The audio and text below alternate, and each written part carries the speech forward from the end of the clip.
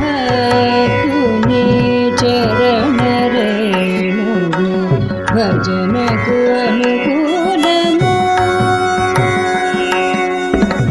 పరమసేదియగు భక్తుని సేవ భక్తిలతకు నిజమూలము. ఓం అజ్ఞానతిమిరాంధస్య జ్ఞానాంజనశలాకయా చక్షురున్మీలితం येन తస్మై శ్రీ గురవే నమః. మూకం కరోతి వాచాలం పంగుం లంఘయతే గిరిం యత్కృపాతమహం వందే శ్రీగురుం దీనతారిణం శ్రీచైతన్యమనోభీష్టం స్థాపితం येन భూతలే స్వయం రూపకదా మహ్యం దదాతి స్వపదాంతికం వందేహం శ్రీగురోర్సీతపదకమలం శ్రీగురోర్న వైష్ణవాంశ్చ శ్రీరూపం సాగ్రజాతం సాగన రఘునాథాన్వితం తం సజీవం సాద్వైతం సావధూతం పరిజన సహితం కృష్ణ చైతన్యదేవం శ్రీరాధాకృష్ణపాదాన్ సాగన లలితా శ్రీ విశాఖాన్వితాంశ్చ నమ ఓం విష్ణుపాదాయ కృష్ణప్రేష్ఠాయ భూతలే శ్రీమతే భక్తివేదాంత స్వామినితి నామి నమస్తే సారస్వతే దేవే గౌరవాణి ప్రచారిణి నిర్విశేష శూన్యవాది పాశ్చాత్య దేశతారిణే. అపూర్వ కృష్ణ భక్తుల కథలు అనే ఈ అద్భుతమైన శనివారం కార్యక్రమానికి భక్తులందరికీ ఆత్మబంధువులందరికీ ప్రేమపూర్వకమైన ఆహ్వానం, భక్తిపూర్వకమైన ఆహ్వానం, ఆదరపూర్వకమైన ఆహ్వానం. ఈ అపూర్వ కృష్ణ భక్తుల కథలు మన హృదయంలో భక్తిని ఇనుమడింపజేయడము తథ్యం. అది నిశ్చయంగా జరగబోతోంది. భాగవతంలోనే ఈ విషయం చెప్పండి. శుశ్రూషో శ్రద్ధానశ్చ వాసుదేవ కథారుచి. భగవత్ కథల పట్ల, భాగవతం పట్ల రుచి కలగాలి అంటే వైష్ణవులను సేవించాలి. శుశ్రూషో శ్రద్ధానశ్చ అని మనకు స్పష్టంగా చెప్పబడింది. ఎప్పుడైతే వైష్ణవులను మనం సేవిస్తామో, వైష్ణవులను గురించినటువంటి భక్తి పారవశ్యం మన హృదయంలో కలుగుతుందో అప్పుడే భగవత్ కథలను వినాలని మన హృదయంలో కలుగుతుంది. కాబట్టి ఈ అపూర్వ కృష్ణ భక్తుల కథల శ్రవణము, నిత్య శ్రవణం ద్వారా మనకు భాగవతాన్ని వినాలి అని, భగవద్గీతను వినాలని, భగవత్ సందేశాన్ని వినాలి అనే దివ్యమైనటువంటి భావన, ఒక ప్రేరణ నిశ్చయం కలుగుతుంది.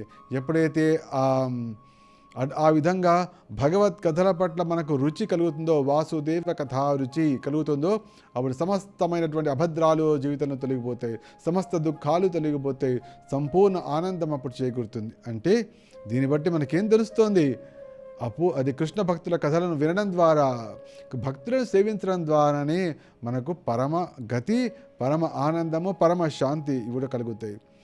మన ఆచార్యులు చెప్పారు, ఎందుకు పరమ భక్తులను సేవించాలి అంటే కృష్ణుడు పరమ భక్తులకు చెందినటువంటి వాడు, వాళ్ళకు చెందినటువంటి వాడు. కాబట్టి వాళ్ళు ఇస్తేనే కృష్ణుని మనం పొందగలుగుతాము. కాబట్టి వారి పట్ల మనకు అనురక్తి కలగాలంటే వాళ్ళ మహిమలను, వారి గొప్పదనాన్ని మనం చక్కగా తెలుసుకోవాలి. ఒకసారి వింటే సరిపోదు, మాటి మాటికి వింటూ ఉండాలి. ఇది మహానుభావుల కథ. అందుకోసమే మీ అందరికీ కూడా, తెలుగు వారందరికీ, ఇప్పుడు వినేవారికి, రాబోయే సంవత్సరాలు వినబోయే వారికి, రాబోయే దశాబ్దాలలో వినబోయే వారికి, తర్వాత రాబోయే శతాబ్దాలలో వినబోయే వారికి అందరికీ కూడా భాగవతం పట్ల, భగవద్గీత పట్ల అనురక్తి కలగాలనే ఉద్దేశంతో ఈ కృష్ణ భక్తుల కథలను వర్ణించేటువంటి సంకల్పం చేశాను. ఇదంతా భగవద్ అనుగ్రహము, ఇదంతా ఆచార్యుల అనుగ్రహమే. వాళ్ళ అనుగ్రహం వల్లనే మనకి ఇటువంటి సంకల్పం కలుగుతుంది. అయితే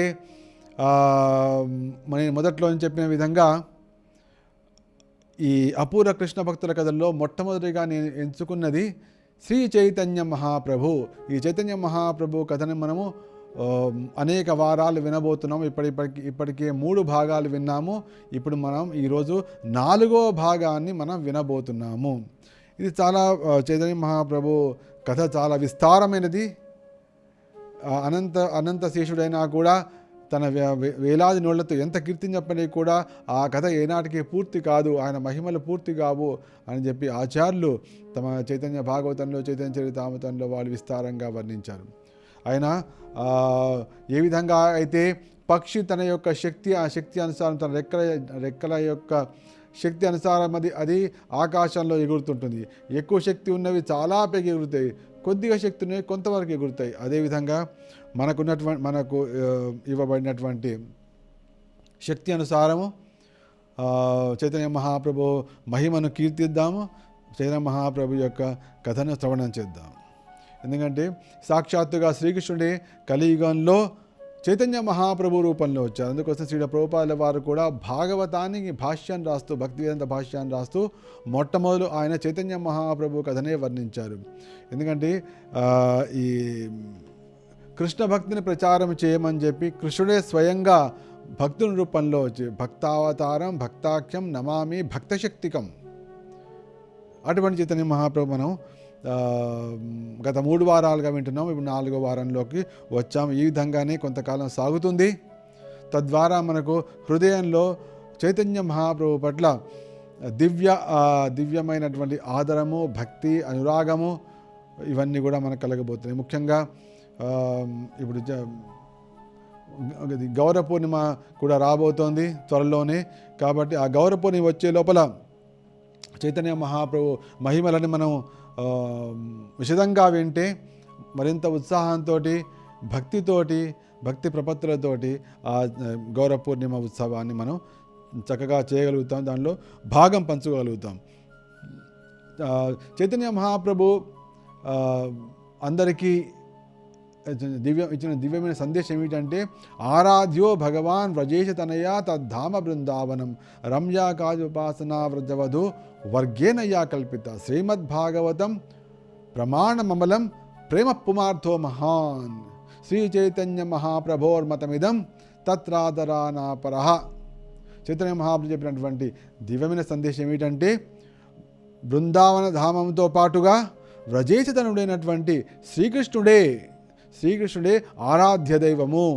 ఆరాధ్య వస్తువులు ఏమిటంటే ఆరాధ్యో భగవాన్ వ్రజేశ తనయ తద్ధామ బృందావనం, అంటే మనం చైతన్య శ్రీకృష్ణుని ఆరాధించడమే కాకుండా బృందావనంతో పాటుగా మనం ఆరాధించాలి. ఆరాధ్యో భగవాన్ వ్రజేశ తనయ తద్ధామ బృందావనం రమ్యాకాజ ఉపాసన వ్రజవధూ వర్గేనయా కల్పిత.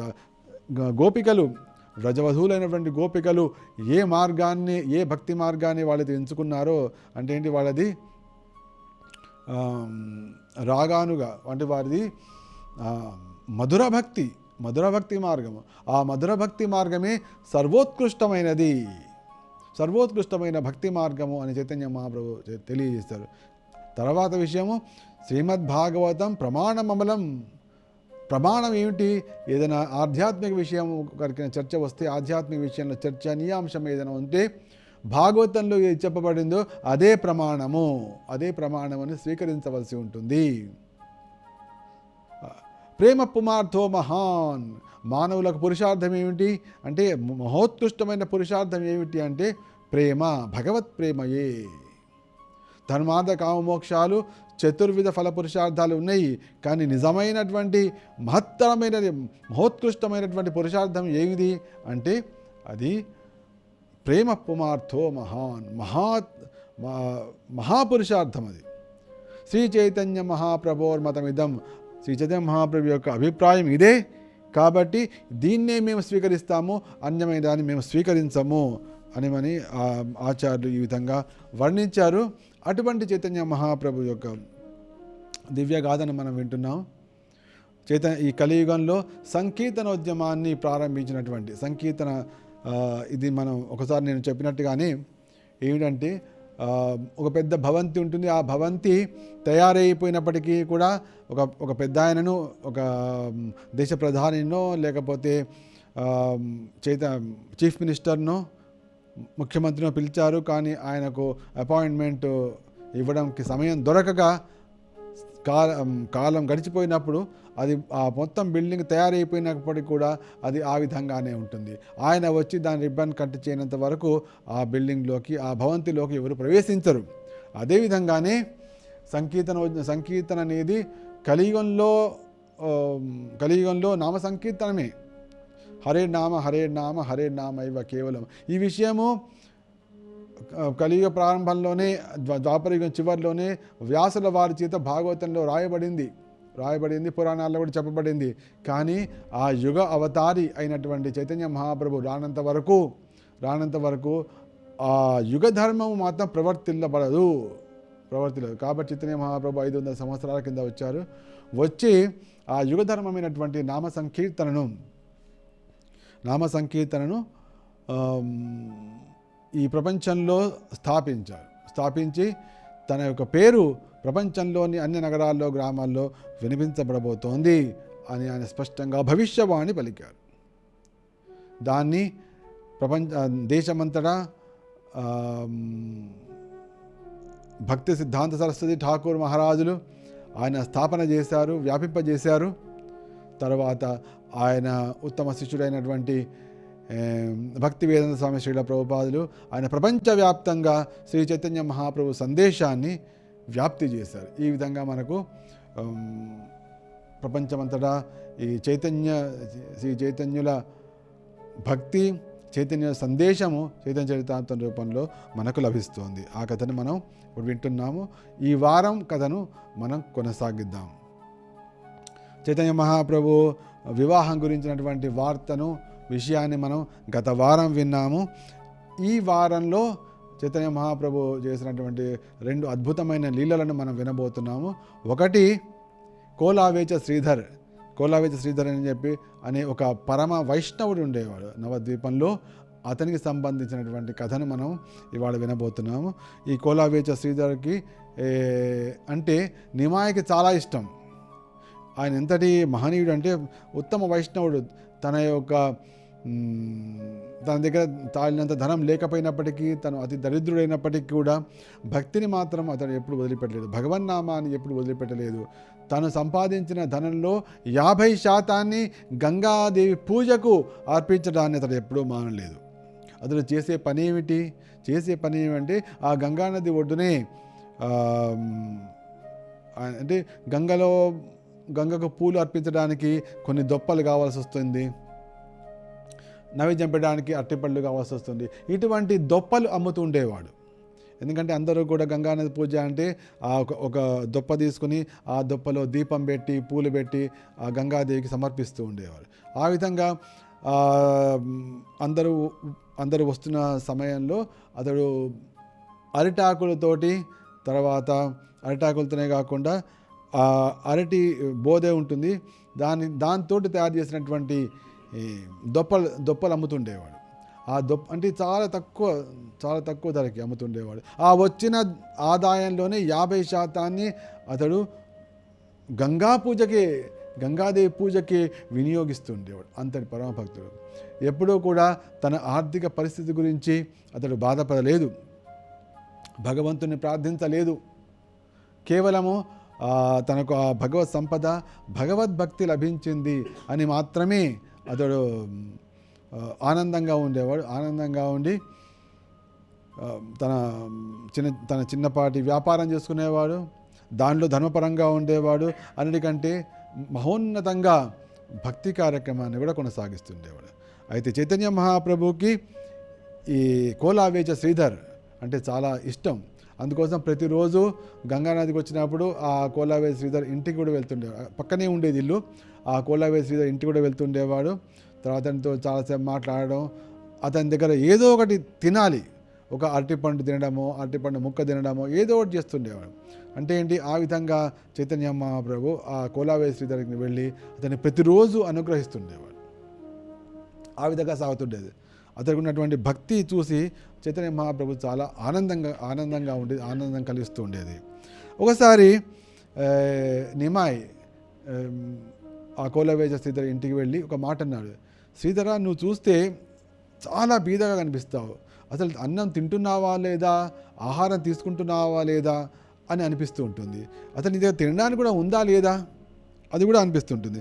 అయినా ఇంకొక విషయం చూస్తే నువ్వు ఇంత పరమ వైష్ణవుడివి కదా, పరమ భక్తిలో ఉంటావు కదా, నిరంతరము భగవన్నామాన్ని జపిస్తుంటావు కదా, మరి నీకు ఇటువంటి బీదరికం ఎట్లా వచ్చింది, నీకు ఈ దుఃఖం ఎందుకు కలుగుతోంది, నీకు ఆనందం కలగచ్చు కదా, నువ్వు సేవించేది లక్ష్మీపతినే సేవిస్తున్నావు, మరి నీకు ఇటువంటి అన్న వస్త్రాలకే లోటు అయ్యే విధంగా ఇటువంటి పరిస్థితి ఎందుకు ఏర్పడింది, దీని గురించి నువ్వేమంటావు అని చైతన్య మహాప్రభు నిమాయ్ ఆ కోలావేచ శ్రీధర్తో అంటే ఏంటి పరీక్షిద్దామని. అంటే ఎంత దృఢంగా ఉంది అతని భక్తి. అతని బాధలో ఉన్నాడు అంటే బాధలో ఉన్నట్టు కనిపించలేదు, కానీ ఈయన్నే పట్టి మరీ అడిగాడు.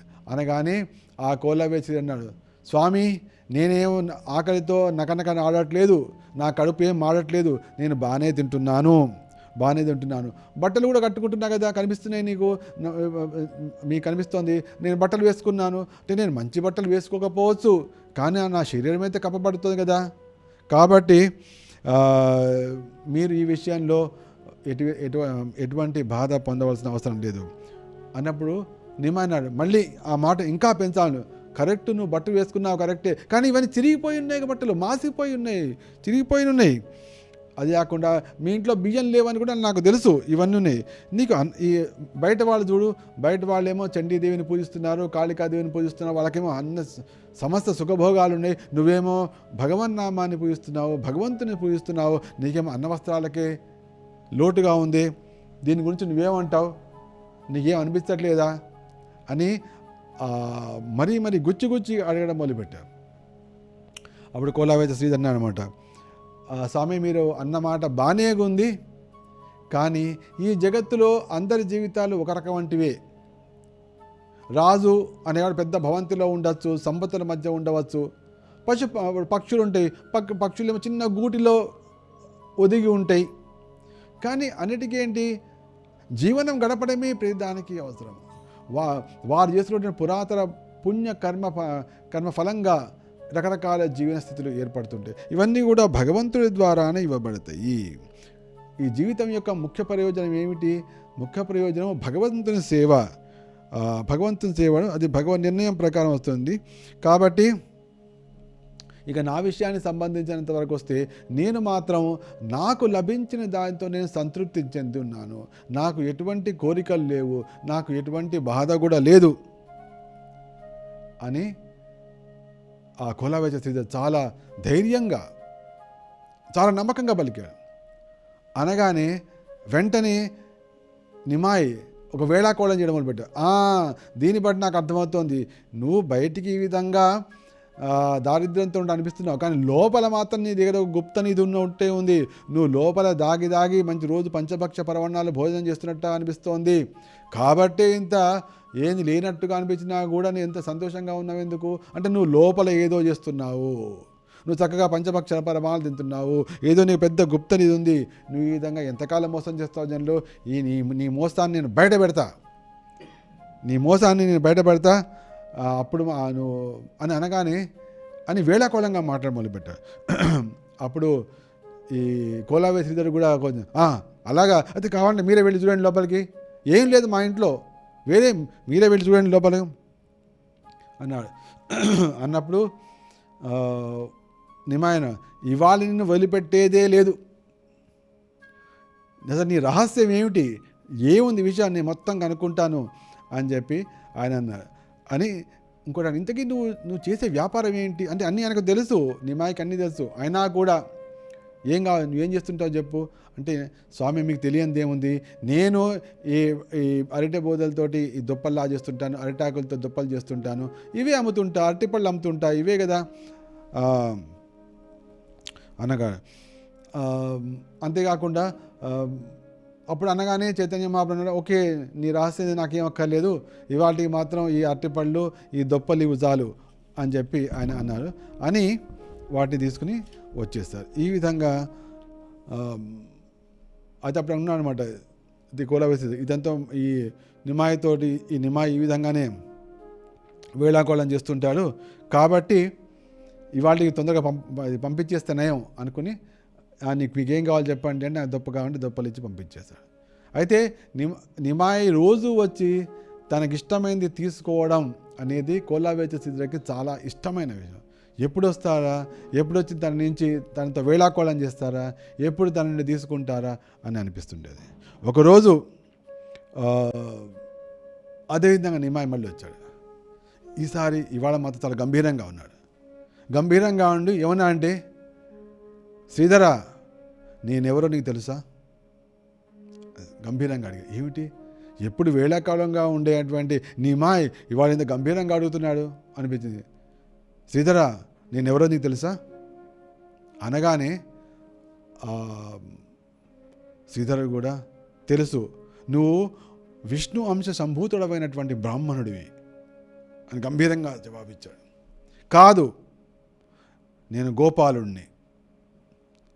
చైతన్య మహాప్రభు వెంటనే దానికి జవాబిచ్చాడు, నేను గొల్లవాడిని, నేను బయటికి బ్రాహ్మణులాగా కనిపించినా నేను మాత్రం గోపాలుణ్ణి అనుకున్నాడు. కానీ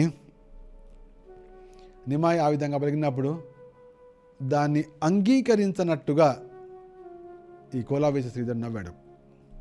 అంటే ఏంటి, ఆ విష్ణుమాయ కారణంగా, ఆ యోగమాయ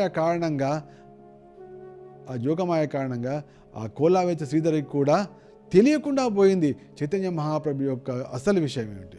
అప్పుడు చైతన్య మహాప్రభు ఒక మాట స్పష్టంగా పలికారు.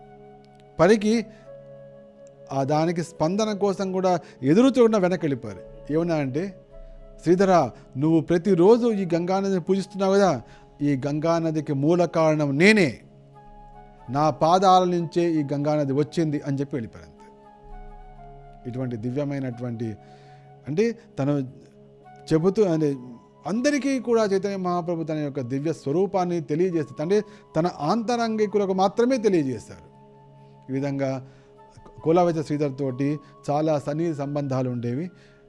ఆచార్యులు కూడా దీని గురించి చాలా విస్తారమైన వ్యాఖ్యానం రాశారు. ముఖ్యంగా చైతన్య భాగవతంలో దీనికి సంబంధించిన విస్తారమైనటువంటి కథనం వస్తుంది.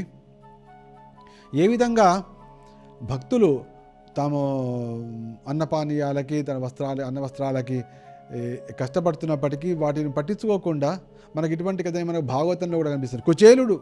కుచేలుడు అంతే కదా. కానీ సాక్షాత్తుగా శ్రీకృష్ణుడి తర్వాత అతనికి కావలసినవన్నీ, అంటే దేవతలు కూడా ఈర్ష్యపడేంతటి సంపత్తులను సమర్పించారు. ఇక్కడ చైతన్య మహాప్రభు స్వయంగా తానే వెళ్ళి ఆ కోలావేశ శ్రీధర్ ఇంట్లో ప్రతిరోజు ఒక అరటిపండు తినడము, ఈ విధంగా ఇటువంటి కార్యక్రమాలు చేస్తుండేవారు. ఇది మహాప్రభు చేసినటువంటి నవద్వీపంలో ఒక దివ్యమైన లీల. ఇక మనం ఇంకొక రెండవ లీలకు వస్తున్నాం ఇవాళ. ఇది మహాద్భుతమైన లీల. ఈ లీలలో మనకు చైతన్య భాగవతంలో బృందావన్ దాస్ ఠాకూర్ కూడా వర్ణించారు. అంతేకాకుండా చైతన్య చరితామృతంలో కృష్ణదాస కవిరాజ గోస్వామి కూడా దీన్ని విస్తారంగా వర్ణించారు. అయితే ఈ ఒకే లీలను రెండు రకాలుగా మనకు వర్ణించబడింది. ఓ చోట ఒక రకంగా సంక్షిప్తంగా, ఇంకో చోట విస్తారంగా సాహిత్య పద్ధతిలో వర్ణించబడింది. ఈ రెండు కూడా దీనిలో మనం వినబోతున్నాం. ఇది చైతన్య మహాప్రభు యొక్క మహత్యాన్ని తెలియజేసేది. సరస్వతీదేవి ఏ విధంగా శ్రీకృష్ణుడికి సేవకురాలై అతని ఆధీనంలోనే ఉంటుంది అనే విషయాన్ని మనకు తెలియజేసేది. ఆ కాలంలో 500 సంవత్సరాల కిందట నవద్వీపము విద్యలకు ఒక కేంద్ర స్థానంగా ఉండేది. దేశం నుంచి అనేక మంది, వందలాది మంది విద్యార్థులు వచ్చి నవద్వీపంలో విద్యను నేర్చుకుంటుండేవాళ్ళు. ఏ విధంగా అయితే వారణాసి కూడా వేదాంతానికి, వేదాధ్యయనానికి మూలంగా ఉండేదో, అదే సమయంలో నవద్వీపం భాగవత అధ్యయనానికి, వైష్ణవ సిద్ధాంత అధ్యయనానికి ఒక పట్టుకొమ్మగా ఉండేది. వారణాసిలోనేమో వేదాంతము, వేదాలు, తర్వాత అద్వైత సిద్ధాంతం విస్తారంగా అధ్యయనం చేయబడేది. నవద్వీపంలో భాగవతము, భగవత్ సంబంధమైనటువంటి చరిత్రలు, సాహిత్యము, వైష్ణవ సిద్ధాంతం అక్కడ విస్తారంగా అధ్యయనం చేయబడుతుండేది. అయితే ఒకసారి కేశవ కాశ్మీరి అని ఒక మహాపండితుడు, సరస్వతి కటాక్షపాత్రుడైనటువంటి ఒక మహాపండితుడు పెద్ద కోలాహలంగా తన పెద్ద అనుయాయుల గుంపుతోటి ఊరేగుతూ పల్లకీలో నవద్వీపానికి వచ్చాడు. ఆయన యొక్క లక్ష్యం ఏమిటి అంటే, అతని కార్యం ఏమిటంటే, దేశం మొత్తం పరిభ్రమిస్తూ, దేశం మొత్తం తిరుగుతూ ఎవరైతే పండితులు అని చెప్పుకుంటున్నారో వారిని శాస్త్ర చర్చకు పిలిచి, వారిని ఓడించి, వారి చేత ఒక ఉత్తరం రాయించుకుని, నేను ఓడిపోయాను మీతో శాస్త్ర చర్చలు అని రాయించుకుని ముందుకు వెళ్ళిపోతుండేవాడు. ఈ విధంగా ఆ కేశవ కాశ్మీర్ తన పెద్ద అనుయాయులతోటి భజంత్రీలతోటి చేస్తూ నవద్వీపం అనేది వైష్ణవులందరికీ చాలా ప్రముఖమైన స్థానము. ఇక్కడ వీళ్ళందరూ కూడా భాగవతాది గ్రంథాల అధ్యయనం చేస్తుంటారు, వైష్ణవ సంప్రదాయ సిద్ధాంతాన్ని చేస్తుంటారు. ఒకసారి వెళ్ళి చూస్తాను, వెళ్ళి వారిని శాస్త్ర చర్చకు పిలిపించి వాళ్ళ పటిమ ఏమిటో, వాళ్ళ సాహిత్య గొప్పతనం ఏదో తెలుసుకుందామని అక్కడ వచ్చాడు. ఆ దిగ్విజయ పండిత గురించి అందరికీ అంతకుముందే తెలుసు. ఈయన ఈ మన నవద్వీపానికి వచ్చాడే, నిజంగానే వచ్చి ఈయన మన పండితులను కనుక ఓడిస్తే మన నవద్వీపం పేరే తగ్గిపోతుంది, పేరు పలసనైపోతుంది, మన గౌరవం నశించిపోతుంది. ఎట్లా మరి చూస్తేనేమో అతన్ని ఓడించేటట్టు లేదు. ఎందుకంటే ఆయన మాటలు, ఆయన గొప్పతనము, ఆయన చేస్తున్నటువంటి విజయాలు దేశవ్యాప్తంగా వింటూనే ఉన్నారు. తలవంతలంపుగా ఇక్కడికి వచ్చాడు, మరి ఎట్లాగా అని బ్రాహ్మణులందరూ, పండితులందరూ కూడా చాలా ఆందోళనకు గురయ్యారు. ఆ ఆందోళనలో, ఆ చింతలో వాడు వేరే పనులన్నీ మానేశారు. ఎట్లాగా అనుకుంటున్నారు. ఈ విషయం నిమాయకి తెలిసింది, చైతన్య మహాప్రభువు తెలిసింది. నిమాయ్ అప్పటికే ఒక స్కూల్ చతుష్పాఠి నడిపిస్తున్నారు. అంటే తాను చదువుకోవడం కాకుండా చదువు అయిపోయిన తర్వాత ఒక చిన్న పాఠశాల కూడా పెట్టారు. పాఠశాల పెట్టి దానిలో విద్యార్థులకి వ్యాకరణాది సంబంధమైనటువంటి విషయాలు బోధిస్తూ ఉండేవాడు. అయితే ఆ శిష్యులందరూ పరిగెత్తుకుంటూ వెళ్ళి నిమాయ్తో పలికారు, స్వామి మీరు వినండి, చూసారా ఇక్కడ దేశంలోని అనేక దిక్కులను జయించి దిగ్విజయ పండితుడు వచ్చాడు, కేశవ కాశ్మీర్ వచ్చాడు, అందరినీ ఓడించాలనేది ఆయన సంకల్పంగా ఉన్నట్టు తెలిసింది. ఎవరైతే ఒకవేళ పోటీలో పాల్గొనడానికి సిద్ధంగా లేకపోతే అందరినీ కాగితం మీద రాసివ్వమంటున్నాడు.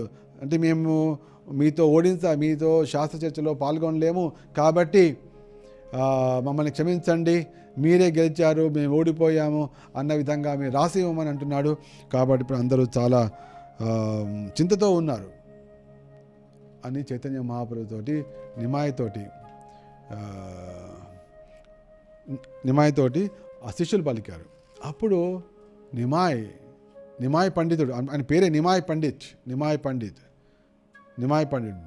ఆ నిమాయ్ పండితుడు ఎప్పుడైనా సరే ఏదైనా వృక్షం నిండా పళ్ళు పండితే ఆ వృక్షం వంగి ఉండాలి.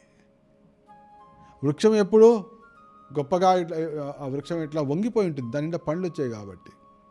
వృక్షం ఎప్పుడు ఇట్లా గర్వంగా తలెత్తుకుని ఉండదు.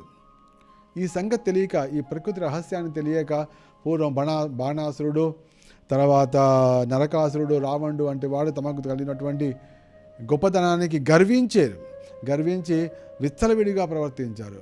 మరి భగవంతుడి చేతిలో వారందరూ నశించిపోయారు కదా. అదేవిధంగా ఈ పండితుడు కూడా తనకున్నటువంటి పాండిత్యానికి గర్వించి ఇక్కడ మనను అవమానించడానికి వచ్చాడు. నిశ్చయంగా దేశం మొత్తం జయించి ఉండవచ్చు, కానీ ఇక్కడ మాత్రము ఈ పండితునికి అపజయం తప్పదు, చూస్తుండండి అని భవిష్యవాణి ముందే చెప్పేశారు. నిమాయ్ చిన్నపిల్లవాడు, ఆయన కూడా చాలామంది స్టూడెంట్స్ ఉన్నారు. ఆ రోజు సాయంత్రం అందరు తన శిష్యులతో పాటు నిమాయ్ గంగానది ఒడ్డున కూర్చున్నారు. అప్పటికే సాయంత్రం అయిపోయింది, కొద్దిగా చీకటి పడుతోంది. చక్కటి పౌర్ణమి కాబట్టి చంద్రుడు అప్పటికే వచ్చేసాడు కొద్దిగా ఆ పౌర్ణమిలో. ఆ విధంగా గంగానది ఒడ్డున కూర్చుని వాళ్ళందరూ శాస్త్ర చర్చ చేస్తున్నారు, పద్యాలు వల్లే వేస్తున్నారు. ఆ సమయంలో ఈ దిగ్విజయ పండితుడు అక్కడికి వచ్చాడు. దిగ్విజయ పండితుడు రాగానే ఒకళ్ళు అప్పటికి పరిచయం లేదు, ఒకరినొకరు చూసుకున్నారు, కళ్ళలో కళ్ళు కలిసినాయి.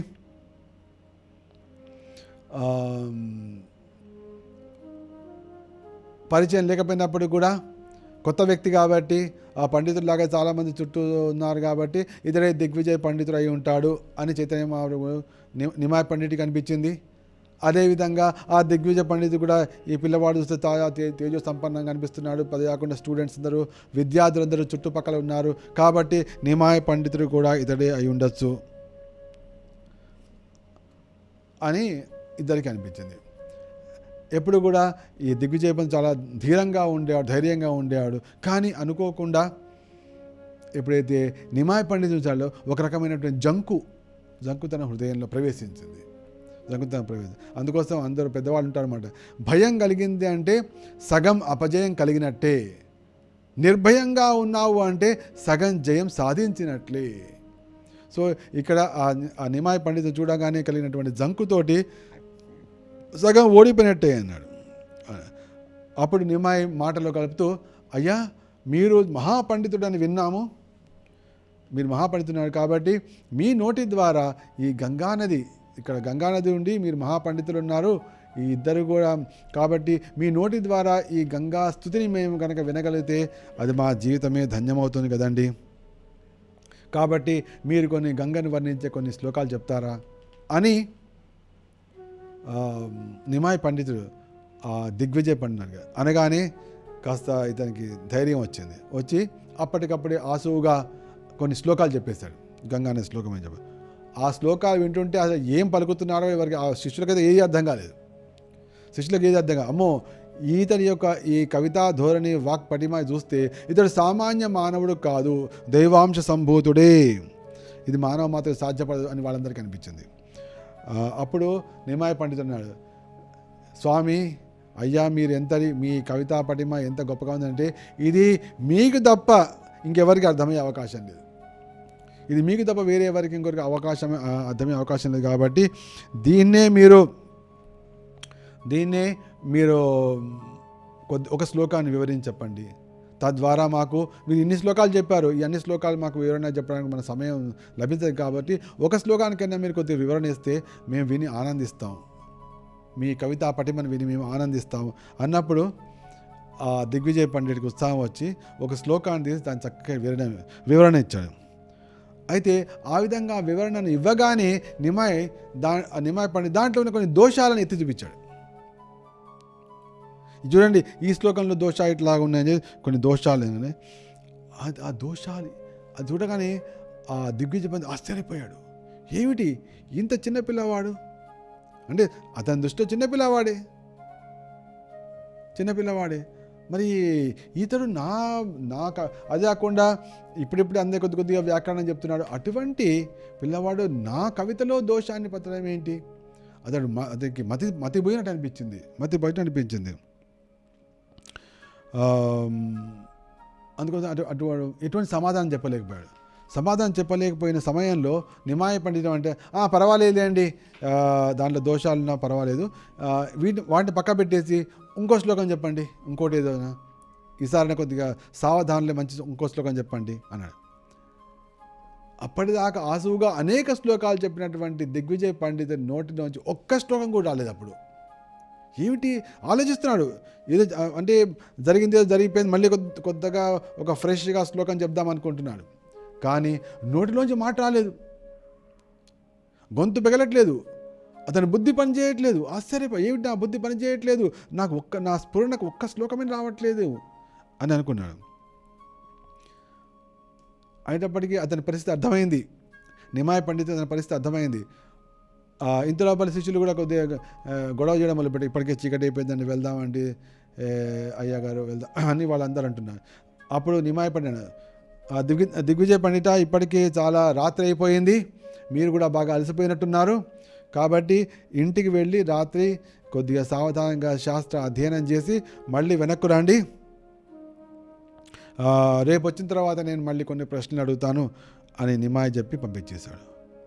అయితే ఈ దిగ్విజయ పండితుడికి అనుమానం వచ్చింది, ఏమిటి సరస్వతీదేవి పట్ల తానేమైనా అపరాధం చేశాడా అనేటువంటి భయం కలిగింది, భావన కలిగింది. లేకపోతే ఆవిడ నా నోట ఒక మాటనే పలకించలేకపోయింది, ఆ పిల్లవాడు ఆ యువకుడు నాతో ఆ బాలుడు లాంటి వాడు అతడు నాకు శ్లోకం చెప్పండి అంటే నేను ఒక శ్లోకం చెప్పలేకపోయానే అని అనుకున్నాడు. అనుకుని వెళ్ళి సరస్వతి మాతను పూజించి పడుకోగానే ఆ దిగ్విజయ పండితుడి కళలో సరస్వతి ప్రత్యక్షమై పలికింది, వత్స పుత్ర, నీ ఎదుటగా నిలిచింది ఎవరో కాదు, సాక్షాత్తుగా దేవదేవుడు నా ప్రభువే నీ ముందు నిలబడ్డాడు. ఆయన ముందర నేను నీ నాలుక మీద నేను ఎట్లా నర్తించగలను, అది కూడా నా ప్రభు అడుగుతున్నాడు. అటువంటి పరిస్థితుల్లో అతనికి విరుద్ధంగా అతని మాటను కూడా పక్కకు పోయే విధంగా నీ నోట నేను ఎట్లా పలికించగలను? కాబట్టి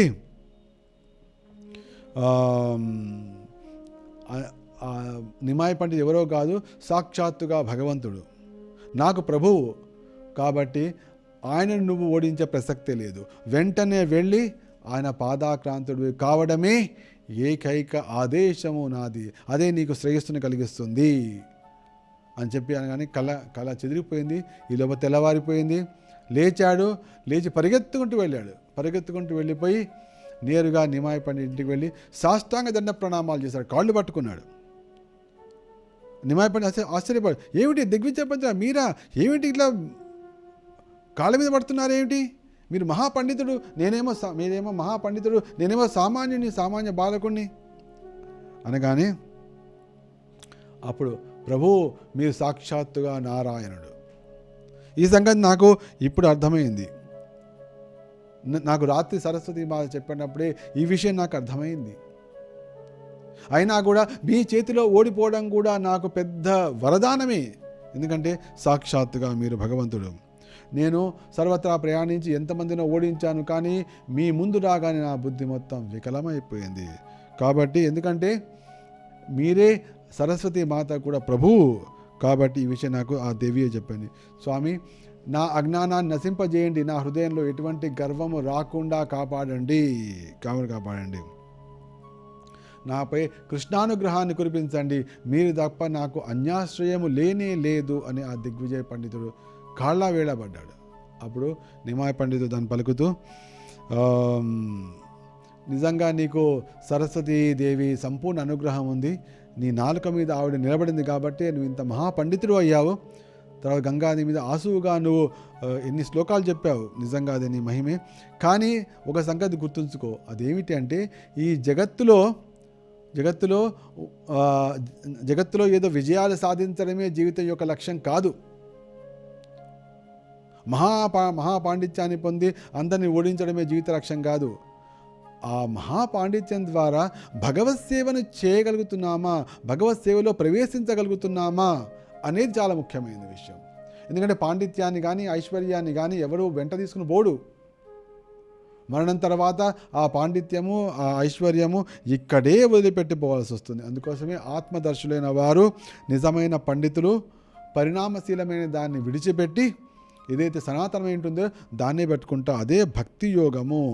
కాబట్టి నీ శేష జీవితాన్ని కృష్ణ భక్తిలో కృష్ణ సేవలోనే గడిపివేయి. ఎప్పుడైతే నీ మనస్సు నీ చిత్తం అకుంఠితంగా కృష్ణ పాదార విందాలపై సంలగ్నం అవుతుందో అప్పుడే జీవితము ధన్యమైనట్టుగా అవుతుంది అని చెప్పగానే దిగ్విజయ పండితుడు చైతన్య మహాప్రభు సంపూర్ణ ఆశీర్వాదాన్ని తీసుకొని అప్పటి నుంచి గడ్డిపోస కంటే కూడా తాను అల్పము అన్న భావనతో జీవించడం మొదలుపెట్టాడు. తన వెంట ఉన్నటువంటి గుర్రాలు పల్లకీలు అన్నిటిని వదిలిపెట్టేశాడు. అన్నిటిని వదిలిపెట్టేసి అనుయాయుల్ని వీళ్ళని నా ధనం నా జనం నా సుందరీం కవితం వా జగదీశ కామయే మమ జన్మనీశ్వరి భవతాత్ భక్తి హైతుకీ త్వయి అన్నట్టుగా తన యొక్క పరివారాన్ని, తన యొక్క ఐశ్వర్య ప్రదర్శనాన్ని సమస్తాన్ని వదిలిపెట్టేసి చైతన్య మహాప్రభుకి శిష్యునిగా అయ్యాడు. అయ్యి ఆ గౌరసుందరుడి కృపకు పాత్రుడయ్యాడు. ఈ విధంగా నిమాయి చేతిలో ఆ దిగ్విజయ పండితుడు ఓడిపోయాడు అని వినగానే నవద్వీపవాసులందరికీ కూడా పరమానందం కలిగింది. చాలా అద్భుతంగా ఉంది. అందరూ కూడా నిమాయి పండితుడిని మనసారా వాళ్ళు కీర్తించారు, ఆశీర్వదించారు. అయితే యోగమాయా ప్రభావం వలన వారందరికీ నిమాయి పండితుడి యొక్క మహిమ మాత్రం తెలియలేకపోయింది, అసలు స్వరూపాన్ని వాళ్ళు గుర్తించలేకపోయారు అని చెప్పి ఇక్కడ చైతన్య భాగవతంలో బృందావన్ దాస్ ఠాకూర్ రాస్తున్నారు. కానీ వారు ఎంతటి భాగ్యవంతుడంటే గౌరసుందరుని లీలలను వాళ్ళు ప్రత్యక్షంగా తమ చర్మచక్షులతో దర్శించగలిగారు. ఎంతటి ధన్యాత్ములు, నవద్వీప వాసులు ఎంతటి ధన్యాత్ములు. ఎందుకంటే వాళ్ళు నేరుగా చైతన్య మహాప్రభు యొక్క లీలలను వాళ్ళు దర్శించగలిగారు. అటువంటి నవద్వీప వాసులందరికీ నా ప్రణామాలు అని చెప్పి చైతన్య భాగవత గ్రంథకర్త అయినటువంటి బృందావన్ దాస్ ఠాకూర్ పలికారు. ఎవరైతే గౌరసుందరు ఏ విధంగా దిగ్విజయ పండితుని ఓడించాడు అనే కథనాన్ని ఎవరైతే శ్రద్ధగా వింటారో వారు సర్వదా సర్వత్రా జయప్రదులవుతారు. అంటే వారికి ఎప్పుడు విజయం నిశ్చయంగా లభిస్తుంది అనేటువంటి దివ్యమైన ఫలశ్రుతిని బృందావన్ దాస్ ఠాకూర్లు ఈ చైతన్య భాగవతంలో దీని గురించి రాయడం జరిగింది. ఇక ఇదే కథ మనకు చైతన్య భాగవతంలో కూడా వస్తుంది. చైతన్య భాగవతంలో ఈ దివ్యమైన కథ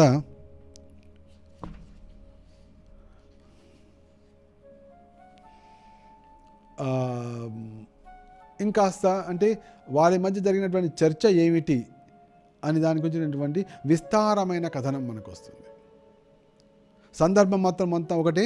ఆ సందర్భంలో అంటే కేశవ అక్కడ దీంట్లో ఏమో దిగ్విజయ పండితుడుతో పాటు అతని పేరు కూడా చేయబడింది. అదే కేశవ కాశ్మీర్, అంటే కాశ్మీర్ నుంచి వచ్చినటువంటి కేశవ పండితుడు కేశవ కాశ్మీరి అని పేరు ఇవ్వబడింది.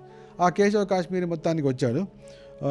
వచ్చి అందరికీ తన గొప్పతనాన్ని చెప్తూ ఎవరైతే తనను ఈ శాస్త్ర చర్చలో ఓడించడానికి సిద్ధంగా ఉన్నారో వాళ్ళు సిద్ధంగా ఉండండి అని చెప్పి చేయడం జరిగింది.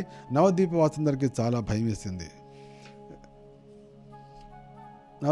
చాలా భయం వేసింది. వాళ్ళు ఏమనుకున్నారంటే మనము నిమాయ్ పండితుడిని ఈ కేశవ కాశ్మీర్ తోటి శాస్త్ర చర్చకు పంపిద్దాం.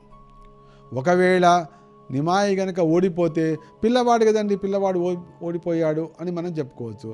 నిమాయి పండితే వాడిని ఓడిస్తే చూడండి మా నవద్వీపంలో పిల్లలైనా కూడా మహాపండితులను ఓడించగలరండి, అది కూడా చెప్పుకోవచ్చు అని చెప్పి వాళ్ళు అనుకుని నిమాయి పండితుడితోటి పోటీ శాస్త్ర చర్చ మొన్నాడు వాళ్ళు ఏర్పాటు చేశారు.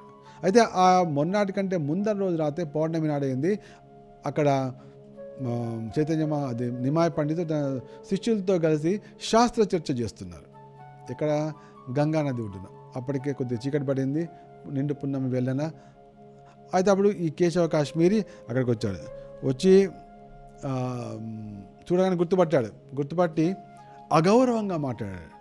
ఏమన్నా అంటే, ఆహా నిమాయి పండిత్ అంటే నువ్వేనా, చూస్తే అనిపిస్తోంది నువ్వు పిల్లవాడివే, వీళ్ళందరూ కూడా పిల్లలే, కానీ నువ్వేదో వ్యాకరణ పండితుడు విన్నాని, అంటే వీళ్ళకి వ్యాకరణం బోధిస్తున్నావా నువ్వు? అంతేకాకుండా మీ శిష్యులు కూడా చాలా వ్యాకరణం ఏదో పదగాడితో చేసి ఏదో చేస్తుంటారట కదా, ఇవన్నీ విన్నాను నేను అన్నప్పుడు నిమాయి పండితుడు, అయ్యా ఆ విధంగా నా పేరు వచ్చేసింది అంతే, నవద్వీపంలో ఆ విధంగా పేరు వచ్చింది, వ్యాకరణ పండితుడు అని అందరూ అంటున్నారు. నిజం చెప్పాలంటే నాకు వ్యాకరణం చెప్పడమే రావట్లేదు, ఆ పేరు వచ్చేసింది అంతే. మరి ఎందుకు ఆ పేరు వచ్చిందో నాకు తెలియదు, కానీ ఆ వ్యాకరణ పండితుడు నిమాయ పండితుడు వ్యాకరణ పండితుడు అని పేరు వచ్చేసింది. కానీ నిజంగా చెప్పడం నాకు చాలా కష్టంగా ఉంది. అది ఆ పరిస్థితి ఏ విధంగా వచ్చిందంటే చెప్పడానికి నాకు కష్టంగా ఉంది, వీళ్ళకేమో అర్థం కావట్లేదు. ఇది మా పరిస్థితి అండి. కానీ మీరేమో కవితా రచనలో చాలా దిట్ట, అంతేకాకుండా మీరు సర్వశాస్త్ర ప్రవీణులు, నేనేమో కొత్త విద్యార్థిని తప్ప ఇంకేది కాదండి, మీరు పండితులు అనకండి అని మాత్రం అనకండి అన్నాడు. అనగానే నిజంగా అంటే రేపు తనతో ప్రత్యర్థిగా చర్చ చేయబోతున్న వ్యక్తే ముందరి రోజు ఈ విధంగా పలికేటప్పటికీ ఆ కేశవ కాశ్మీర్ గర్వం మరింత పెరిగిపోయింది. అంతేకాకుండా నిమాయి పండితుడు ఏమన్నా అంటే, స్వామి నేను పండితుని కానీ మొట్టమొదటి చెప్పాను, నాకు వ్యాకరణం రాదు, మీరేమో మహాపండితులు, మా మీద దయ ఉంచి గంగానదిని వర్ణిస్తూ కొన్ని శ్లోకాలు పలకండి, అప్పుడు మాకు ఆనందం కలుగుతుంది. అంటే మీ అంతటి పండితుడిని నోటి నుంచి నేరుగా ఆశువుగా కొన్ని కవితలు వింటే ఎంత బాగుంటుంది అనగానే కేశవ కాశ్మీరికి గర్వం క్షణంలో పెరిగిపోయి అప్పటికప్పుడు ఆశువుగా ఒక గంట లోపలే 100 శ్లోకాలు పలికాడు. 100 శ్లోకాలు గంట లోపలే 100 శ్లోకాలు అప్పటికప్పుడు ఆసువుగా వర్ణించినప్పుడు అప్పుడు మహాప్రభు అన్నాడు, ఓ స్వామి, మిమ్మల్ని మించినటువంటి మీకు సమానమైనటువంటి కవి ఈ జగత్తులోనే లేడు అని దండం పెట్టాడు. అంతేకాకుండా మీ కవిత ఎంత గొప్పదంటే మీకు మీ సరస్వతి దేవి తప్ప ఈ ఎవరికి అర్థమయ్యే అవకాశమే లేదు అని కొంత వ్యంగ్యంగా కూడా అన్నాడు. మీకు మీ సరస్వతి దేవి తప్ప ఇది ఎవరికి కూడా అర్థమయ్యే అవకాశం లేదని వ్యంగ్యంగా పలికాడు. అయితే ఇంత కఠినంగా ఉంది కాబట్టి మీకే అర్థమవుతుంది, కాబట్టి కనీసం ఒక శ్లోకాన్ని తీసుకుని అది కొద్దిగా వర్ణించండి, మాకు వర్ణిస్తే మేము చాలా ఆనందిస్తాము. మేము కాబట్టి అప్పుడు మాకు ఆ సాహితీ చర్చ చేసినట్టుగా ఉంటుంది. మీ సాహితీ ప్రతిభను, మీ సాహితీ గొప్పదనాన్ని మేము అర్థం చేసుకున్న వాళ్ళం అవుతాం అనగానే దిగ్విజయ్ పండితుడు కేశవ కాశ్మీరికి ఇంకాస్త సరే ఏ శ్లోకాన్ని చెప్పమంటావు, అర్థాన్ని చెప్పు అనగానే అంటే అక్కడ కూడా ఒక పరీక్ష పెట్టాడు ఆయన. ఒక జంఝామార్తనలాగా సుడిగాల్లాగా టకటకటక శ్లోకాలు చెప్తూ పోయాడు. 100 శ్లోకాలు చెప్పాడు. గంట లోపల 100 శ్లోకాలు అప్పటికి రచన చేసి రాయడం కూడా కాదు, ఆశువుగా పలికేశాడు. పలికేసి 100 శ్లోకాలు పలికి దీనిలో ఏ శ్లోకాన్ని చెప్పమంటావు అని ఒక పరీక్ష పెట్టాడు. అనగానే అప్పుడు చైతన్య మహాప్రభు ఆ కేశవ కాశ్మీరి పలికినటువంటి 100 శ్లోకాల నుంచి ఒక శ్లోకాన్ని ఎన్నుకున్నారు. ఎనుకుని ఏమన్నా అంటే, మహత్వం గంగాయా సతతమిదమాభాతి నితరాం యదేశా శ్రీ విష్ణోశ్చరణ కమలోత్పత్తి సుభగా ద్వితీయా శ్రీలక్ష్మీరివ సురనరేర్యశ్చరణ భవానీ భర్తృర్యా శిరసి విభవత్యద్భుతగణ అని శ్లోకం పలికారు. ఈ శ్లోకం యొక్క అర్థం ఏమిటంటే, గంగాదేవి మహిమ నిరంతరము దేదీప్యమానంగా వెలుగుతూ ఉంటుంది. విష్ణు భగవాని పాదపద్మాలను ఉద్భవించినందున ఆమె పరమ భాగ్యవంతురాలు. ఆమె ద్వితీయ లక్ష్మీదేవి. అందుకే సురనరులు ఇరువుడి చేతను ఆమె సర్వదా పూజనీయురాలు. సర్వాద్భుత గుణములతో కూడినదై ఆమె శివుని స్థిరమున విరాజిల్లుతున్నది అని ఈ శ్లోకాన్ని పలికారు. పలకగానే పలికి నిమాయి పండితమంటే, స్వామి మీరు ఈ శ్లోకానికి అర్థం వివరించండి అన్నాడు. ఈ శ్లోకానికి అర్థం వివరించండి అని ఆ శ్లోకం పలకగానే మొట్టమొదలు ఆ కేశవ కాశ్మీర్కి మతిపోయింది. ఆ మతిపోయి తన మనసులో కలిగినటువంటి భావాన్ని పలికాడు. ఏం పలికాడంటే, నేను సుడిగాలిలాగా 100 శ్లోకాలు చెప్పా. 100 శ్లోకాలు చెప్పా. దానిలో ఈ శ్లోకాన్ని నువ్వు ఎట్లా గుర్తుపెట్టుకోగలిగావు? గుర్తుపెట్టుకుని మరీ ఈ శ్లోకం యొక్క అర్థాన్ని అడుగుతున్నావు, ఎట్లా సాధ్యపడింది అనగానే నిమాయి పండితున్నాడు, స్వామి భగవత్కరుణ వల్ల మీరు గొప్ప కవిగా అయ్యారు కదా. మీరు గొప్ప కవిగా కావచ్చు, అయ్యారు. మరి భగవత్కరణ ద్వారా మరి నేను కూడా శృతిధరుణ్ణిగా ఒకసారి వినగానే గుర్తుపెట్టుకోగలిగిన శక్తివంతుడు నేను కావచ్చు కదా. దీనిలో ఆశ్చర్యం ఏముంది అనగానే, ఈ మాట బాగానే ఉంది. ఎందుకంటే ఆ భగవత్కరణ వల్ల నేను కవిగా అయినప్పుడు ఆ భగవత్కరణ వల్ల ఇతడు శృతిధరుడుగా ఎందుకు కాలేడు అన్న మాట వినగానే కేశవ కాశ్మీరికి కాస్త మనసు నెమ్మదించి కావచ్చు అన్నాడు. చెప్పుడు అనగానే అప్పుడు కేశవ కాశ్మీరి ఆ శ్లోకానికి అర్థాన్ని వివరించాడు. వివరించిన తర్వాత నిమాయి పండితం అంటే, స్వామి మీరు చక్కగా వివరించారు, అయితే ఈ శ్లోకంలో ఉన్నటువంటి గుణాలను దోషాలను మీరు చెప్పగలరా అని ఒక మాట అన్న. అంటే దీనిలో కొన్ని గుణాలు ఉన్నాయి, కొన్ని దోషాలు ఉన్నాయి. కాబట్టి దీనిలో ఉన్నట్టు మీరు దీని అర్థం వివరించారు, కానీ గుణదోషాలను చెప్పండి. అంటే ఇప్పుడు ఏమిటంటే తను చేసిన దానిలోనే దీనిలో ఇది గొప్పతనము, దీనిలో ఇది తప్పు, దీనిలో ఉన్నటువంటి దోషం ఇది అని చేయగలిగిన వాడు ఎంత తెలివి గలవాడై ఉండాలి, ఎంత ధైర్యం గలవాడై ఉండాలి. దాన్ని చైతన్య మహాప్రభు దీనిలో ఉన్నటువంటి మీరు దీని అర్థాన్ని వివరించారు, కానీ దీనిలో ఉన్న గుణం ఏమిటి, దీనిలో ఉన్న దోషాలు ఏమిటి చెప్పండి అన్నాడు. అనగానే ఆ బ్రాహ్మణుడికి కోపం వచ్చింది. దీనిలో దోషాలు లేవు, దీనిలో ఇంకా గుణాలు మాత్రం చాలా అద్భుతంగా ఉన్నాయి, దీనిలో ఉపమాలంకారాలు ఉన్నాయి, అనుప్రాసాలు ఉన్నాయి, దోషాలు మాత్రం లేవు అనగానే చైతన్య నిమాయపడినాడు. మీకన కోపం రాదు అనే మీరంటే దీంట్లో దోషాలు ఏమున్నాయో, గుణాలు ఏమున్నాయో నేను చెప్తా. సరే చెప్పు, నిజంగా నువ్వు అంత గొప్పవాడివా చెప్పు, దీనిలో గుణాలు దోషాలు ఏమున్నాయి చెప్పు. నాకు మాత్రం దోషాలే కనిపించట్లేదు, దీనిలో అన్ని గుణాలే కనిపిస్తున్నాయి, దీనిలో అనుప్రాసాలు ఉన్నాయి, తర్వాత ఉపమా అలంకారాలు ఉన్నాయి అన్నాడు. అనగానే అప్పుడు చైతన్య మహాప్రభు ఏనా అంటే, నిజంగా దీంట్లో 5 రకాలైనటువంటి దోషాలు ఉన్నాయి, తర్వాత 5 రకాలైనటువంటి గుణాలు ఉన్నాయి అని చైతన్య మహా స్పష్టంగా ఒకేసారి. దీనిలో 5 దోషాలు ఉన్నాయి, 5 గుణాలు ఉన్నాయి. వాడిని వరుసగా నేను చెప్తాను, కాబట్టి మీరు సావధానంగా వినండి అని చెప్పి దీనిలో ఉన్నటువంటి దోషాలు ఏమిటంటే, దీనిలో అవిమృష్ట విధేయాంశము అనే ఒక దోషం ఉంది, అది 2 సార్లు జరిగింది. తర్వాత విరుద్ధమతి అనే దోషం ఇంకోసారి వచ్చింది, పునరుక్తి అనే దోషం ఒకసారి వచ్చింది, భగ్న క్రమము అనే దోషం. ఈ విధంగా 5 రకాల దోషాలు ఉన్నాయి. దానికి విస్తారమైనటువంటి వివరణ ఇచ్చారు మహాప్రభు. అదేవిధంగా దీనిలో దీనిలో ఉన్నటువంటి దివ్యమైన 5 గుణాలు కూడా ఉన్నాయి అని ఆయన చెప్తూ వచ్చారు. అంటే దీనిలో మొట్టమొదటి చెప్పారంటే దీనిలో శ్లోకంలో ఏంటి, మహత్వం గంగాయాం సతతమిదమాభాతి నితరాం. మహత్వం గంగాయ అనే అనే పలకడంలో అది మొట్టమొదటి దోషం వచ్చింది. దాన్ని అవిమృష్ట విధేయాంశము అనే దోషం ఉంది. అంటే ఏదైనా మనం సమాసానం చేసినప్పుడు దానిలో తెలిసిన విషయాన్ని ముందు పెట్టాలి, తెలియని విషయాన్ని తర్వాత పెట్టాలి. ఈ వ్యక్తి మహాపండితుడు.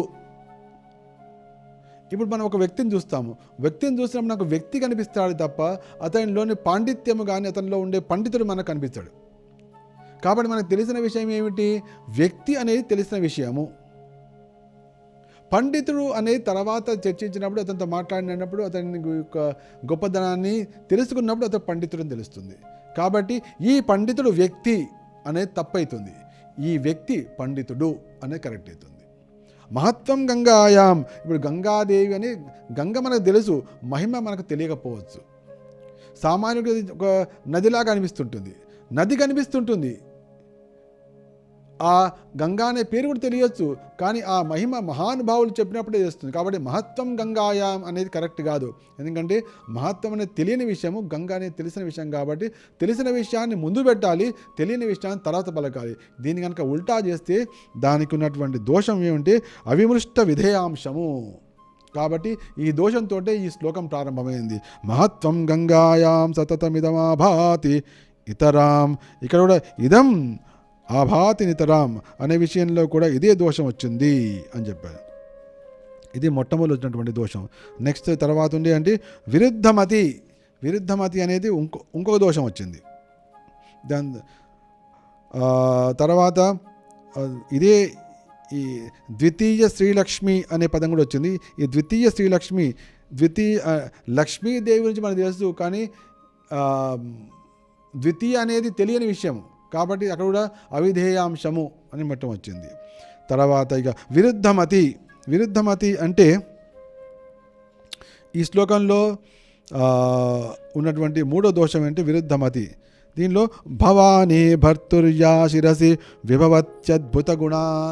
భవానీ భర్తు, విరుద్ధమతి అనే దీనిలో ఒక దోషం వచ్చింది. భవానీ అంటే భవుని భార్యనే భవానీ. భవానీ భర్తృ అంటే ఏంటి, భవుని భార్య, భవానీ భర్తు అని వచ్చింది. అంటే ఏంటి, భవానీకి భర్త. భవానీ అంటేనే శివుని భార్య, శివుని భార్యకు భర్త. అంటే శివుని భార్యకు భర్త ఎట్లయితుంది అంటే ఏంటి, శివుని భార్యకు ఇంకొక భర్త ఉన్నాడా అనే మీనింగ్ వస్తుంది ఇక్కడ. అది విరుద్ధమతి. కాబట్టి ఇక్కడ ఈ భవానీ భర్త్యు అనే పదంలో విరుద్ధమతి అనే దోషం వచ్చింది అని నెక్స్ట్ చెప్పాడు. ఆశ్చర్యపోతున్నాడు. తర్వాత ఇంకా 4వదేమో పునరుక్తి దోషం ఉంది దీంట్లో. అతిశయము. పునరుక్తి అంటే అతిశయం. అదే అంటే విభవత్యద్భుత గుణ. విభవతి అనే చివరి శ్లోకంలో భవాని భర్తుర్యా శిరసి విభవత్యద్భుత గుణ, అద్భుత గుణ అని వచ్చింది. విభవతి అంటే ప్రకాశిస్తోంది. ప్రకాశించడం అంటే గుణాలతోనే ప్రకాశిస్తుంది. కాబట్టి విభవతి ప్రకాశిస్తోంది. అద్భుత గుణ, అద్భుత గుణాలతో మళ్ళీ ప్రకాశిస్తోంది. ప్రకాశిస్తోంది అంటేనే గుణాలతో ఉన్నప్పుడే అవుతుంది. కాబట్టి మళ్ళీ నువ్వు ప్రకాశిస్తోంది మహాద్భుత గుణాలతోటి అనేది పునరుక్తి. పునరుక్తి అది అతిశయము. నిజానికి శ్లోకం అనేది విభవతి అనే శ్లోకం అనే పదంతోనే పూర్తి కావాలి. కానీ మీరు ఇక్కడ అతిశయము, పునరుక్తి అనేటువంటి దోషం కూడా వచ్చేసింది. ఈ విధంగా దీంట్లో 5 రకాలైనటువంటి దోషాలు కనిపిస్తున్నాయి. 4 దోషాలు ఉన్నాయి. తర్వాత 4వది ఇంకో 5వ దోషం ఏంటంటే దీనిలో భగ్న క్రమము. మీరు దీంట్లో అనుప్రాసలు వాడారు. దాంట్లో అనుప్రాసలు అంటే మొదటి పద్యపాదంలో అందులో తా అనే పదము 5 సార్లు వచ్చింది. అంటే ఏంటి? మహత్వం గంగాయాం సతతమితమా భాతి నితరాం. దానిలో తా అనే అక్షరం అనేది 5 సార్లు వచ్చింది. తర్వాత 3వ పద్యపాదంలో రా అనే పదము 5 సార్లు వచ్చింది. అదేంటి? ద్వితీయ శ్రీలక్ష్మీరివ సురనరై రచర్య చరణ అనే రా అనే అక్షరం కూడా 5 సార్లు వచ్చింది. తర్వాత చివరి పద్యపాదంలో కూడా భా అనేది 4 సార్లు వచ్చింది. కానీ 2వ పద్యపాదంలో ఇటువంటి అనుప్రాసే రాలేదు. ఇది భగ్న క్రమము. మరి 4ట్లో ఆ శ్లోకానికి 4 పద్యపాదాలు ఉన్నప్పుడు అన్నిట్లో కూడా అనుప్రాస రావాలి కదా. 3ట్లో పెట్టారు, ఓ దాంట్లో పెట్టలేదు. ఇవి అండి దీనిలో ఉన్నటువంటి నాకు అనిపించినటువంటి 5 దోషాలు. అయినా వీటితో పాటు దీనిలో మంచి అలంకారాలు కూడా ఉన్నాయి. 5 రకాల అలంకారాలు ఉన్నాయి. కానీ చూసారా ఎట్లా ఉంటుందంటే దోషాలు ఉండే మంచి మంచి గుణాలు 10 ఉండొచ్చు. కానీ ఒక దోషం వచ్చేటప్పటికి అవన్నీ కొట్టుకుపోతాయి. కాబట్టి మీరు ఇంతటి మంచి 5 ఉపమాలంకారాలు వాటితో పెట్టినప్పటికి కూడా ఈ 5 దోషాలు ఉండేటప్పటికీ వాటి యొక్క గొప్పతనం పోయింది. అయినా మీరు రాసినటువంటి గొప్పతనాన్ని నేను చెప్తున్నాను. దీనిలో ఈ శ్లోకంలో 2 శబ్దాలంకారాలు ఉన్నాయి, 3 అర్థాలంకారాలు ఉన్నాయి. నిమాయ పండితుడు చెప్తుంటే ఆశ్చర్యపోతున్నాడు. ఏమిటి నేను తను జంఝామార్తన్లాగా పలికినటువంటి 100 శ్లోకాల్లోంచి ఒక శ్లోకం తీశాడు. ఆ శ్లోకంలో ఉన్నటువంటి 5 గుణాలని చెప్తున్నాడు, 5 దోషాలని చెప్తున్నాడు. ఇది సామాన్యుడైతాడా? సామాన్యుడే అవకాశమే లేదు అని కేశవ కాశ్మీర్ ఆశ్చర్యపోతున్నాడు. దానిలో ఉన్నటువంటి గుణాలని చెప్తున్నాడు. ఆ గుణం ఏంటంటే ఒకటి విష్ణోశ్చరణ కమలోత్పత్తి శుభగా. మనము నదిలో కమలం పుట్టింది అన్నమాట వింటుంటాం. కానీ కమలం నుంచే నది వచ్చింది అనేది అది అర్థం కాని విషయం, అది పొసగని విషయం. కానీ మీరు దానికి ఒక చక్కటి అలంకారంగా చెప్పారు. అదేంటి? విష్ణువు యొక్క చరణాలను కమలంతో పోల్చారు. విష్ణు చరణ కమలోత్పత్తి శుభగా. కమలం నుంచి ఉత్పత్తి అయినటువంటి అనే పదం వాడారు. నది అనేది కమలం నుంచి రాదు, నదిలో కమలం ఉత్పన్నమవుతుంది. కానీ ఇది ఒక చక్కటి అర్థాలంకారం, చక్కటి అలంకారం ఇది. అంటే చరణం అని విష్ణువు యొక్క చరణం పద్మంతో పోల్చబడింది కాబట్టి ఆ చరణ పద్మం నుంచి ఈ గంగానది వచ్చింది కాబట్టి విష్ణోచ్చరణ కమలోత్పత్తి శుభగా అనేటువంటి దివ్యమైనటువంటి ఇక్కడ అది కేవలం భగవంతుడికే అన్వయిస్తుంది, విష్ణువుకి అన్వయిస్తుంది. అంతటి దివ్యమైనటువంటి మీరు సంబంధంలో ఇది అద్భుతమైనటువంటి అలంకారాన్ని మీరు వాడారు. చాలా చాలా బాగుంది. అంతేకాకుండా శ్రీ ఇక్కడ ఇంకోటి చెప్పారు. ఇంకోటి ద్వితీయ శ్రీలక్ష్మీరివా. శ్రీ అంటేనే లక్ష్మి, మళ్ళీ లక్ష్మి ఏంటి? మళ్ళీ శ్రీలక్ష్మి, శ్రీ అంటేనే లక్ష్మీదేవి, మళ్ళీ లక్ష్మి అని ఎట్లా పెట్టారు? అయినా దీనిలో పునరుక్తి దోషం ఉన్నట్టు కనిపిస్తుంది. చెప్పిందే మళ్ళీ చెప్పినట్టుగా శ్రీ లక్ష్మి అంటే రెండో ఒకటి. కానీ లక్ష్మీదేవి విషయంలో మాత్రం శ్రీలక్ష్మి అనేది కరెక్టే ఉంటుంది. కాబట్టి ఇక్కడ దోషం లేదు. ఇక్కడ ఒక రకమైనటువంటి శబ్దాలంకారమే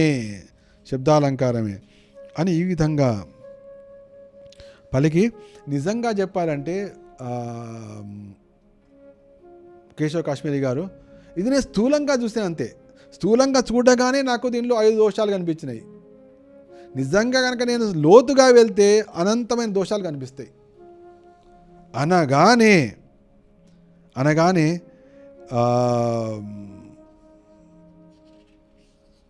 ఆ కేశవ కాశ్మీరి నోటి నుంచి మాట రాలేదు. ఏమిటి, ఎందుకు ఇట్లా జరిగింది? ఏదో మాట్లాడాలనుకుంటున్నాడు, కానీ నోట్లోంచి మాట రాలేదు. అతడు మనసులో కలవరంతో, ఎందుకు ఈ పిల్లవాడు నా బుద్ధిని పాడు చేశాడు, సరస్వతి దేవికి నా పట్ల కోపం కలిగినట్లుగా ఉంది, కాబట్టి ఇది మానవ మాతృడికి సాధ్యమైన విషయం కాదు అనుకుని తల వంచుకొని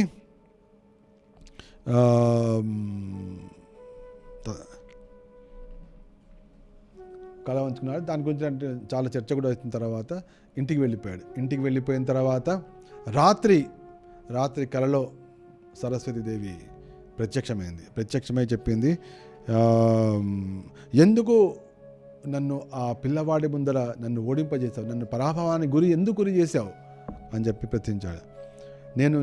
నేను సరస్వతి, నేను ఎప్పుడు నేను ధ్యానిస్తూ ఉంటా కదా, ఎందుకు నన్ను అనిమాయి పండితుల ముందర ఓడిపోయేటట్లు చేశావు అన్నప్పుడు ఆవిడ పలికింది, అతడు సాక్షాత్తుగా భగవంతుడు నా ప్రభువు కాబట్టి నువ్వు వెంటనే వెళ్ళి ఆ నిమాయ పండితుని యొక్క ఆశ్రయాన్ని పొందు, అతనికి పూర్తిగా శరణాగతుడు కావాల్సింది అనగానే మర్నాడు తెల్లవారుతూనే కేశవ కాశ్మీరి పరిగెత్తుకుంటూ వచ్చి చైతన్య మహాప్రభు పద్యాల మీద పడి తన భవబంధాలను తొలగించి వేయమని ప్రార్థించాడు. అప్పుడు చైతన్య మహాప్రభు నిజంగా ఆ దిగ్విజయ పండితుడు చాలా పరమ భాగ్యవంతుడు, అపారమైన విద్యా పాండిత్యాలతో అతని జీవితం సఫలమైంది. ఆ విధంగా అతడు భగవంతుని శ్రీ చైతన్య మహాప్రభు యొక్క దివ్యమైన పాదాశ్రయాన్ని పొందగలిగాడు అని చెప్పి కృష్ణదాస కవిరాజ గోస్వామి చైతన్య చరితామృతంలో ఆ దివ్యమైన శ్లోకాన్ని, దాని యొక్క వర్ణన, చైతన్య మహాప్రభు ఏ విధంగా దానిలో 5 గుణాలను 5 దోషాలను వర్ణించి చెప్పారు. అది కూడా స్థూలంగా చూస్తేనే అనిపించింది, ఇంకా సూక్ష్మంగా వెళ్తే చాలా దొరుకుతాయని చెప్పారు. ఈ విధంగా సాక్షాత్తుగా దేవదేవుడే అనే విషయాన్ని నిమాయ పండితుడు సరస్వతీదేవి అనుగ్రహం చేత తెలుసుకోగలిగాడు అన్న విషయం ఇక్కడ తెలుస్తోంది. కాబట్టి ఎవరైతే చైతన్య మహాప్రభు యొక్క దివ్య సందేశాన్ని, దివ్య మహిమను తెలుసుకోగలుగుతారో వారికి సరస్వతీదేవి యొక్క అనుగ్రహం కలగాలి. సరస్వతీదేవి అనుగ్రహం ఎప్పుడైతే కలుగుతుందో అప్పుడు చైతన్య మహాప్రభు యొక్క దివ్య మహిమలు వారికి వెల్లడి అవుతాయి. అందుకోసమే భాగవతాన్ని చదివే ముందు కూడా మనం నారాయణం నమస్కృత్య నరంచైవ నరోత్తమం దేవీం సరస్వతీం వ్యాసం తతో జయముదీరయేత్ అని మనం పలుకుతాం. అంటే ఈ భాగవత అధ్యయనంలో, భాగవత చర్చలో మనకు విజయం కలగాలి అంటే నరనారాయణులకు, వ్యాసుల వారికి, చదువుతల్లి సరస్వతికి మనం నమస్కరించి మనం ముందుకు వెళ్ళాలి అని చెప్పి మనకు భాగవతంలో ఆ శ్లోకం మనకు కనిపిస్తుంది. అదేవిధంగా చైతన్య మహాప్రభు గురించి కూడా తెలుసుకోవాలి అంటే ఆ సరస్వతీ దేవి, చదువుల తల్లి సరస్వతి యొక్క సంపూర్ణ అనుగ్రహం మనకు కలగాలి. కలిగినప్పుడు ఆవిడే హృదయంలో మహాప్రభు యొక్క మహిమను మన హృదయంలో వెల్లడి చేస్తుంది. ఈ విధంగా శ్రీ చైతన్య మహాప్రభు కథలోని 4వ భాగాన్ని విన్నాము, మహిమలను విన్నాము. చైతన్య భాగవతంలో బృందావన్ దాస్ ఠాకూర్ చెప్పిన విధంగా ఎవరైతే చైతన్య మహాప్రభు ఏ విధంగా, నిమాయ పండితుడు ఏ విధంగా ఆ దిగ్విజయ పండితుడు వండించారనే కథనాన్ని వింటారో వారు సర్వత్రా విజయాన్నే పొందుతారు, వాళ్ళు జయప్రదులే అవుతారు అనే విషయాన్ని ఆయన ఫలశ్రుతిని చెప్పారు. కాబట్టి నిశ్చయంగా మనం ఈ కథనం విన్న తర్వాత మన కార్యక్రమాల్లో విజయాన్ని నిశ్చయంగా పొందుతాము అని మనం పూర్తిగా విశ్వసించాలి, దాన్ని అనుభూతం కూడా చేసుకోవాలి. ఇంతటితో ముగిద్దాం. వచ్చే వారం మళ్ళీ 5వ భాగం చైతన్య మహాప్రభు ఎటువంటి అద్భుతమైన లీలలు చేయబోతున్నారో మనం అన్ని విందాము. అప్పటిదాకా అందరికీ సెలవు. శ్రీ చైతన్య మహాప్రభుకి జై, శ్రీల ప్రభుపాదకి జై.